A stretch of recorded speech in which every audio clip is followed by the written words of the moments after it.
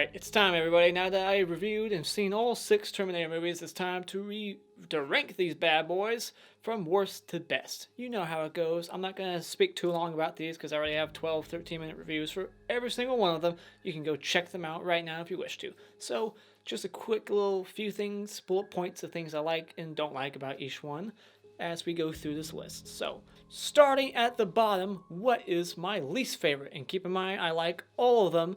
Every single one of them. I don't think there's a bad movie in this franchise, but what's my least favorite? Genesis. I think this movie has a pretty awesome first act where you go back in time and you see the events. It plays on your nostalgia for the first 2 films, especially the first one, but the T-1000 from the second one that they reintroduced. Some great CGI here and there. A great fun little battle between Arnold and Arnold. That was pretty cool to see. This movie was written by Patrick Lussier. I did not see that coming. That guy is a horror director and editor, and now he's writing sci-fi Terminator movies. That was pretty interesting to see that. There's some cool set pieces with the school bus, even though it's completely bullshit how Kyle Reese can survive that, and Sarah Connor. It's awful. There's just moments in this movie that slow down, and it's very convoluted. Just ignores. It's the first one that ignores sequels. It's like the Halloween H2O of this franchise. It just ignores other ones. There was nothing in it to suggest that it was a sequel to 3, 4. So this one, yeah, I don't like that. As a continuity person, I don't like that. I didn't care for this new Sarah Connor and this new Kyle Reese. I like that they had the balls to make John Connor the bad guy. I thought that was pretty cool. And I like the new ability that this villain has, the whole like going through like the Terminator, like that ability he has to like just, I don't know, slow down time. It was weird. I'm not sure what he was doing, but it was pretty cool.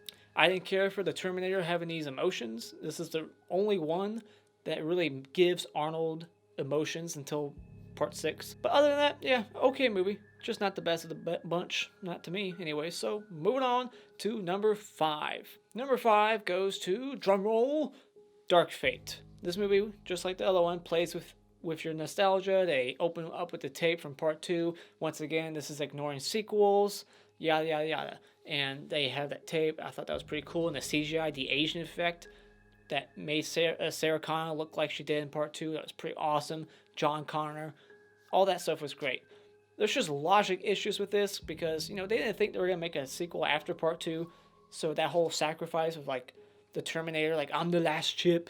It's like, no, you're not. Because according to this movie, there's more Terminators coming like every single year. Instead, like, and why didn't they just, you know, thinking about it now, it's like, why didn't they just send them all to the same time for Kyle Reese to have to like defend Sarah from like 20 Terminators instead of 1 every other year? That's just dumb. It's just dumb. But yeah, like I said, they didn't think they were going to make sequels, so now it's making part 2 look dumb and making that ending sacrifice not really a sacrifice. He could have just stuck around, you know? But besides that, there's definitely great things going for it. It's got, once again, great variety of action, set pieces, and CGI. I like that they decided to go with a new set of characters. They got the cyborg, just like Marcus in part 4, Salvation. And I like her addition to the story. She was pretty cool. She was badass. But once again, Arnold has emotions, and they even use it for the plot of the movie now, which I like that it at least serves a purpose to the story, but makes no sense. Like, I'm going to kill John Connor, and now I feel sorry. That's just dumb. But yeah, cool first act, cool third act, kind of retreading part 2's ending, but the second act, I didn't care for it. So moving on to number 4, Terminator 3. This is the one that most people would probably put at the bottom. This is the one that gets talked about the least because it's like Child's Play 3 in that franchise where it just redoes part 2 again. It has a lot of the same, like, you know, gimmicks, and it just redoes it again. It just feels like you're watching the same movie once again, but it's still entertaining. It's got the best car chase sequence ever when Arnold's on that big yellow, like, fire truck. I don't know what the hell it was, but it had like this big old ladder, crane, whatnot, and it just destroys houses left and right. Cars are flying everywhere. That was an awesome scene. I like that they decided to make it a girl robot this time. That was pretty awesome, and they didn't really make it too slapsticky, but I like when she like grows her boobs, and there's just, yeah, there's some comedy in it that I don't care for. The whole like going to the ladies' night thing. The comedy goes a little too far in my opinion. It doesn't have that same tone as the first two. It kind of like goes a different path and tries to be its own thing, but doesn't really work that well for me. If Dark Fate's tone was in part 3, it would be an even better movie. Number 3 goes to Terminator Salvation. This is a movie that I had only seen once when it came out, and I didn't check it out until I went to review it. And I grew a bigger appreciation for it. I thought it was a great idea to have a whole movie set in this post-apocalyptic world where everyone's just basically dead or starving and the robots have taken over. We always kept hearing about Skynet in 1, 2, and 3, and now we finally get to see it. And the way McG directs this, some of the visuals that he presents, it's the most beautiful yet most dark and grimy, gritty Terminator movie of them all. I love Sam Worthington in this movie. I like his relationship with the girl, even though it's very quick and not very much earned.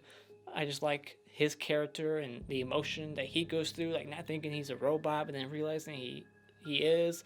I thought he was great. Christian Bale's kind of one note, and there's that famous tape of him like cussing out a director of photography, like get the fuck off set.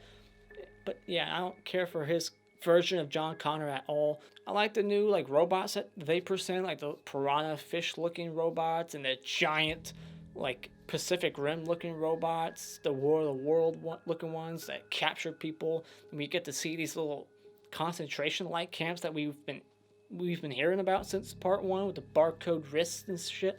Like I said, this is the most dark Terminator movie, and that makes it stand out from the other ones, and it's all in the future after Judgment Day, and I like that. So, Salvation, number 3. Now it's number 2. What's it gonna be? Is it gonna be the original one, the one that started it all, my dad's personal favorite movie of all time, or is it going to be the sequel that most people say is one of the best sequels of all time? My number 2 will go to the original. I kind of go back and forth on this, but for the most part, I always tend to lean towards Terminator 2 better. I like that one better than part 1. But part 1's got that thriller, horror, suspense tone to it, whereas part 2 is more action-packed, and I love the way that one does it. It's also got the suspense in it also, but this one, great movie. Like, masterpiece. I think it's one of the greatest thriller action movies ever made.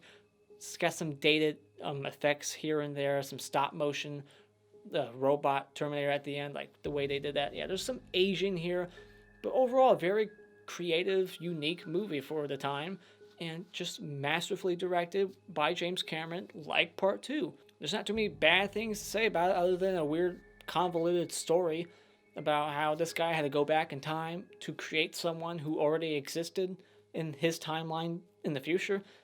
Like, you can't explain it, you can't wrap your head around it, but other than that, pretty good movie. Just some Asian here and there, some good subtle humor, doesn't get in the way, and yeah, just iconic lines that they beat to death in the other sequels. They always gotta try to reuse lines like "I'll be back" and "Come with me if you want to live." But this is the one that started it, baby. So, Terminator, number 2. But of course, my favorite Terminator movie of all time is Terminator 2 Judgment Day. This is so iconic, just like the first one. This came out in 91, I think, and it has easily the best CGI of its time. And even today, it doesn't even age.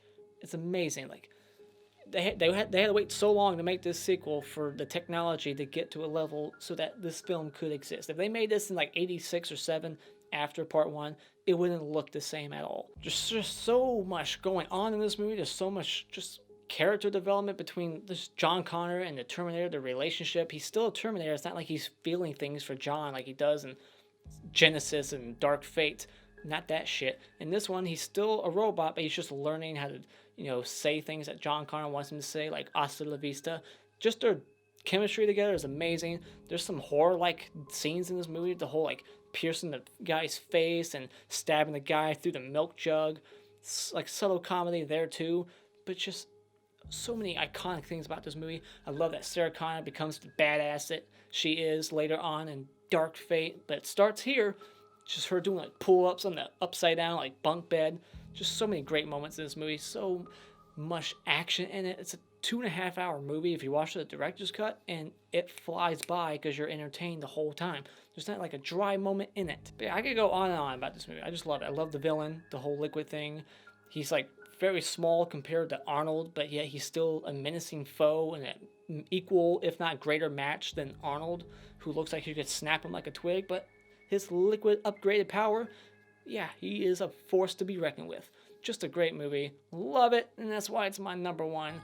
I'd be surprised to see anybody who likes the like 3, 4, 5, 6 more than part 1 or 2. But yeah, there's my ranking. Let me know what you think, and hit this like button if you wish to do so. And you can become a subscriber today just by clicking on my cartoon face in about 5 seconds. And until next time, auf Wiedersehen.